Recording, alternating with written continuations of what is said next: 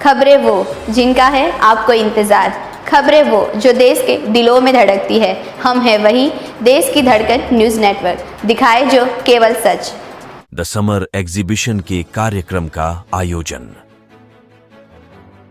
औरत मोहताज नहीं किसी गुलाब की, वो खुद बागबान है इस कायनात की। वर्तमान समय में पुरुष प्रधान समाज में भी महिला सशक्तिकरण पर बहुत बल दिया जा रहा है। इसी उद्देश्य को पूरा करने में पहला कदम ये है कि महिलाएं आर्थिक रूप से सक्षम हो, नारियों के लिए एक ऐसा माहौल तैयार हो जिससे कि वे अपनी क्षमताओं को समझ सके और पारिवारिक जीवन में महिलाओं द्वारा भागीदारी सिर्फ भोजन बनाने और घर संभालने तक ही सीमित न रहे, अपितु उन्हें निर्णय क्षमता और आत्मसम्मान का समान अवसर प्रदान हो। बस इन्हीं बातों को ध्यान में रखकर द समर एग्जीबिशन का आयोजन श्रीमती कविता जायसवाल के द्वारा किया गया। आयोजक श्रीमती कविता जायसवाल ने बताया कि इस समर प्रदर्शनी से महिला उद्यमी प्रोत्साहित होंगी। लगभग 35 स्टॉल लग रहे हैं।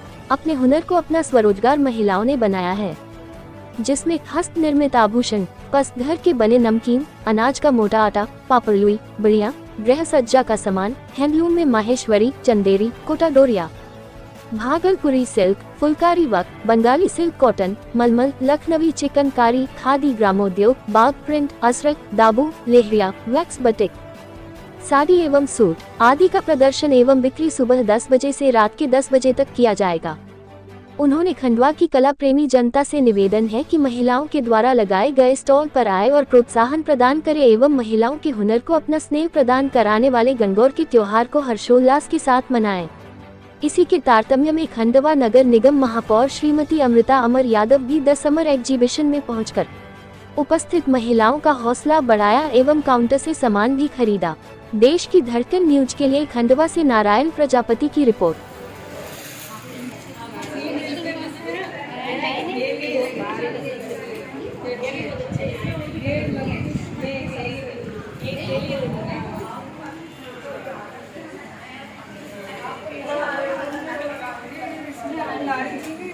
अच्छे से रेयर कलेक्शन रहता है, बहुत पर्टिकुलर होता है। और अगर हम हैंडक्राफ्ट की बात करते हैं तो हैंडलूम में इनका माहेश्वरी और चंदेरी का देवानी जिठानी नीचे ये करती हैं, बहुत अच्छा माहेश्वरी साड़ी माहेश्वरी की साड़ी है। आपका मेन जो है कहाँ से करते हैं? आपका घर से है? कहाँ पर है आपका? बढ़ावा पर कहाँ पर? बढ़ावा पे लीगल मेडिकल रखते हैं। नाम क्या है वहाँ पे? अरे वाह, वेरी गुड। आप देवरानी दिखाना बताइए भाई।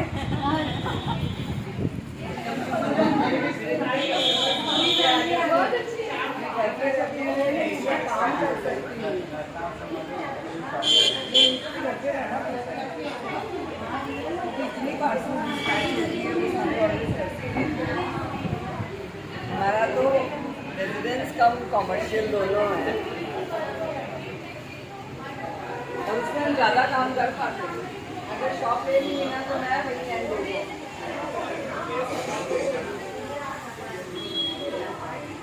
मैम जो आपका ये काउंटर पे ड्राई फ्रूट्स वगैरह और नमकीन जो रखे हैं, ये आपके सारे होममेड है। हाँ। तो इसकी थोड़ी बताइए कि आप ये ये शरबत भी सारे होममेड है। इनमें कई फ्लेवर्स हैं, केसर, इलायची, ऑरेंज, लेमन मसाला। ये आप कितने सालों से कर रहे हैं काम? ये कुछ मैं पिछले 6 साल से कर रही हूँ। अच्छा हाँ। और ये सूखे नाश्ते हैं, इनमें भी मठियों के कई तरह के फ्लेवर्स हैं जो सारे होममेड हैं। इसके अलावा ये नमकीन वगैरह हैं, इनमें भी कई वैरायटी है। ये भी सारे होममेड है और आउटसोर्स की चीज़ें भी काफ़ी हैं। ये बताइए कि आप जो एग्जीबिशन में जो लगाते हैं तो इससे आपको एडवांटेज किस तरह से आपके बिजनेस को मिलता है? पहला एडवांटेज तो ये है कि कस्टमर से जुड़ते हैं हम डायरेक्ट, और वो इन फ्यूचर हम लोगों को इसका रिजल्ट मिलता है। आपका फर्म का नाम बता दीजिए और आपका नंबर। फूड्स, मैं पिंकी जैन, रेनबो फूड्स के नाम से मार्केट सप्लाई भी है अपने अच्छा, प्रोडक्ट्स। आपका एड्रेस यहाँ का कहाँ पर बनाती है आपकी जो शॉप है? लवकुश नगर में।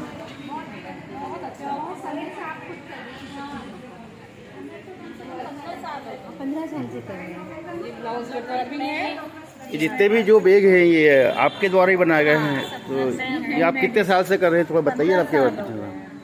15 साल हो गए 15 साल से रही। तो ये क्या मार्केट में सप्लाई भी करते हैं थोक की, कैसे क्या रिटेल काउंटर है? बाहर भी जाते हैं, विदेशों तक जा रहे हैं। अच्छा, जैसे एक जनरली ये बेके टूल किट वाला, हाँ। इसकी क्या प्राइस हो सकती है इसकी? 150 की। और यदि आप पुरानी माता इसकी लागत में पूछ सकते हो कि आपको कितनी पड़ सकती है एक अंदाजन? अंदाज कम से कम 125 रुपये लगेगा। 125 यानी 25 पे आपका उसमें प्लस आपका प्रॉफिट हो गया होगा। बनाने वाले जो आती हैं उनको भी देना पड़ता है, घर में वर्कर भी है। हाँ, हो जाता है, सोर्स ऑफ इनकम आपका ये है। देखिए, कविता जायसवाल भाभी द्वारा ये एक बहुत अच्छा प्रयास किया गया है कि आज महिलाओं को आगे लाने के लिए वो पूरी मेहनत कर रही हैं। और आप यहाँ पर देख रहे हैं कि सभी महिलाओं ने एग्जीबिशन लगाई और सभी महिलाएं यहाँ पर एकत्रित हैं।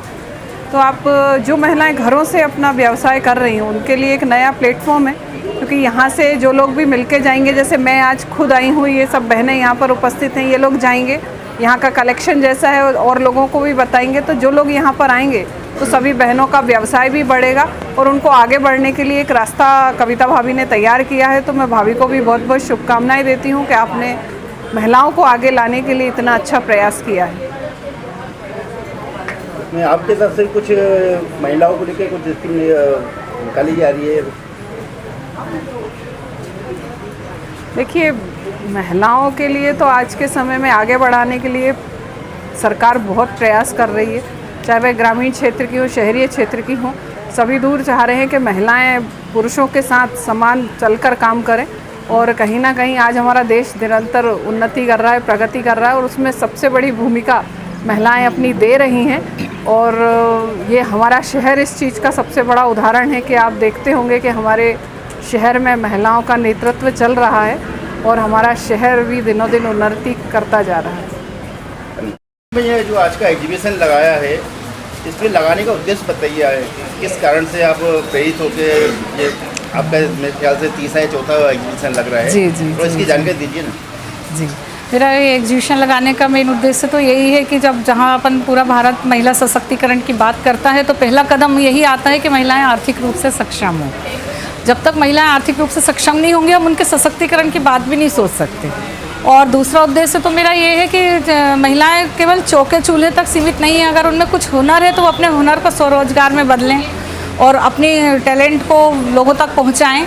तो वो कैसे उसको आय का जरिया बना सकते हैं। जैसे कि एक बहुत कम उम्र की यहाँ पर बिटिया है और वो देखो वो जॉब नहीं कर रही है पर वो धागे की ज्वेलरी वगैरह बना रही, वो अपना व्यवसाय चला रही हैं। एक पिंकी जी हैं, उनका बहुत अच्छा स्टॉल वो लेकर आई हैं। उन्होंने अपना मतलब उन्हें शायद पकवान वगैरह बनाने का शौक़ होगा तो देखो शौक़ को उन्होंने स्वरोजगार बनाया है और अपना शरबत वगैरह भी वो यहाँ पर लेकर आई हैं। धागे से ज्वेलरी कोई बना रहा है घर पर तो मैंने कहा नहीं आप तो उसको बिल्कुल प्लेटफॉर्म पर लेके आइए और व्यवसाय के रूप में उसको अपनाइए। तो मेरा मेन उद्देश्य तो यही है कि महिलाएं जो हैं अगर उनमें कुछ हुनर है तो वो उसको पहचान के हम एक प्लेटफॉर्म देना चाहते हैं ये। और मैं बहुत हद तक सफल भी हो रही हूँ। ये तीसरा है, बस मैं चाह रही हूँ कि अब इससे भी बड़े लेवल पे, क्योंकि बहुत महिलाओं को मैं प्लेटफॉर्म दे नहीं पाई, थोड़ी नाराज़ भी हैं। बहुत छोटा सा मेरा हॉल है तो मैं चाहती हूँ कि छोटा मोटा मैं सरकार से सहायता लेकर एक बहुत बड़े लेवल पे ये करूँ और ये मैं करती रहूँगी आगे जा तक।